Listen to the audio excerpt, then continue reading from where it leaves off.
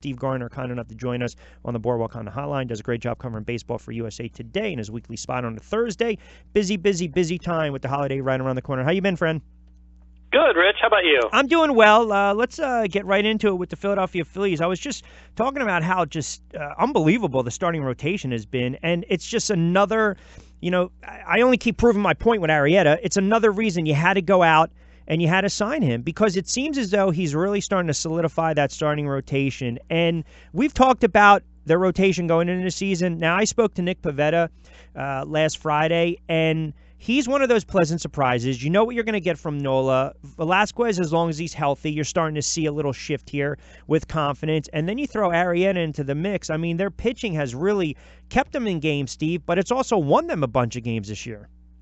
For sure, and I don't think anybody before the season started thought that the Phillies would have, the number two pitching staff in the National League in terms of ERA and third in the major leagues. They've been fantastic, and that's one reason why they're battling for first place in the NL East right now. That everybody has come along, done their job, and for the most part, gone out there and thrown good starts every time out. Do they have sustainability?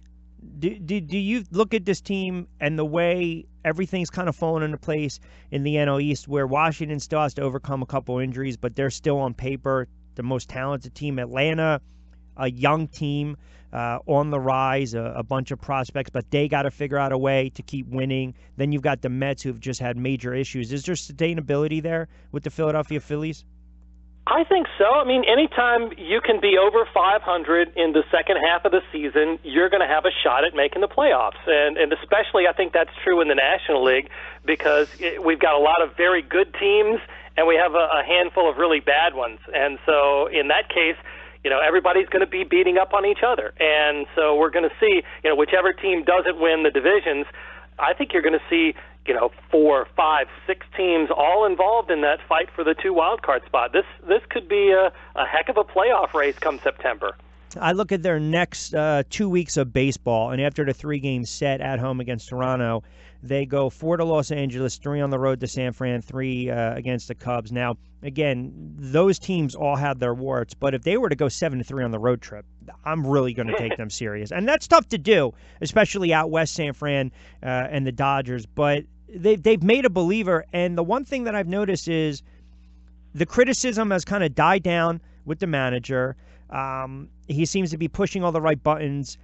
I don't know if you heard this or not, if you can speak to this, so I'm not trying to put you on the spot. There was a report last week from, I guess, an unnamed source, an unnamed scout, that Kapler still really isn't managing. It's more or less Thompson who's managing that team. I don't know how much validity. I don't know why it came out. Have you heard anything like that? Do you believe there's any type of truth to that, or is that just nothing? I haven't heard that, but in my mind, what's wrong with that? I mean, if you're taking information and experience from somebody, who's there on your coaching staff, and you're a rookie, I mean, I think it would be worse if Kapler were just saying, I'm doing this on totally everything that I think and not taking input Fair from point. people. So yeah. I think that's perfectly fine. And as we've seen, one thing that Kapler does is he does take input and he takes criticism seriously. He listens. He doesn't reject things out of hand. And he's very analytical in what people tell him, what the information says, what the analytics say, and he puts them all together. So for me, it would seem like par for the course. If he's leaning on his coaching staff that has more experience in the dugout than he does, then I think it's working. What's your thoughts on Alfaro? I mean, I've watched this kid, and we were waiting for him to blossom a little bit, and you're seeing some of these throws that he's making from home plate. I mean, he's showing athleticism. He's raw. He's talented. He seems very durable. I'm not going to – I know Gabe wanted to align him with a guy like Pudge Rodriguez. I'm going to let it play out a little bit, but he's been a pleasant surprise. Well, I think from even when he was a prospect in the Rangers organization, there were always people who were raving about him defensively, and the question was whether he'd be able to hit in the major leagues. I think last year when he hit over 300 in that little small sample that he had, I think people got a little bit maybe overly excited about his hit tool. This year is more in line with what we can probably expect going forward, and maybe, as he matures, he's 25, maybe as he gets into, closer to 30, maybe the hitting comes around as it does for a lot of catchers. They get better as they get older. But yeah, I think he's been an excellent starter for them, giving them everything that they needed defensively, behind the plate, calling games, and maybe he deserves some of the credit too for the pitching staff being as good as they have been this season. So far, yeah, you can't complain at all with what Alfaro's given them behind the plate. Baseball is a funny sport. You look at the Mets; they've struggled, but then they take 3 straight against the Diamondbacks. Then they blank the Marlins. Then they have 2 horrific losses, including last night's 2-1 setback where Familia blew it in the 9th inning, and the Marlins rally for that win.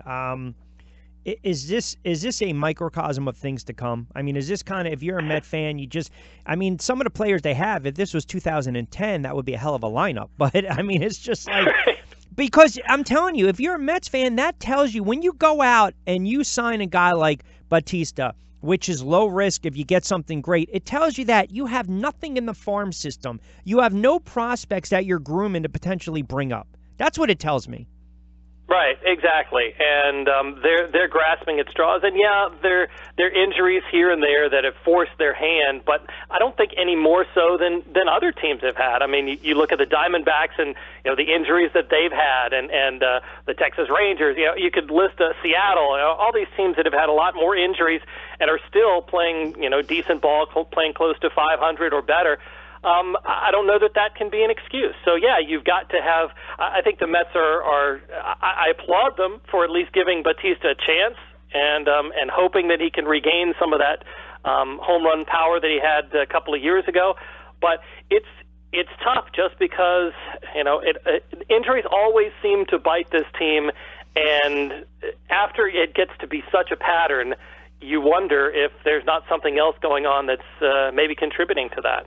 Again, a couple minutes. Steve Gardner does a great job covering baseball for USA Today on the Boardwalk Honda Hotline, his weekly spot. I don't know how many pitchers who are in the Hall of Fame lost 17, 18, 19 games in a season. And the reason I bring it up is I remember the year that Verlander lost. I believe it was 17 games. Everyone was writing him off. He was 18-6 the prior year, and then he bounces back, and he wins 19, then 18, then 24, respectively. I've just never recalled a pitcher like this who, and myself included, didn't think he had anything left in the tank, to be quite honest with you. And the way he's pitching this year, it's remarkable. I mean, it's his ERA, the strikeout to walk ratio. His ERA is 1.05, I think, after 10 starts. Have you? In 16 regular starts since being traded from Detroit to Houston, he's been just beyond dominant. He's been unhittable. Have you seen anything like this? It's amazing. I mean, another guy that comes to mind that had that extended career, Nolan Ryan, pitched until, he was 45, 46 years old, something like that, and he seemed to get better as he aged. But, there are very few that can do what Verlander is doing.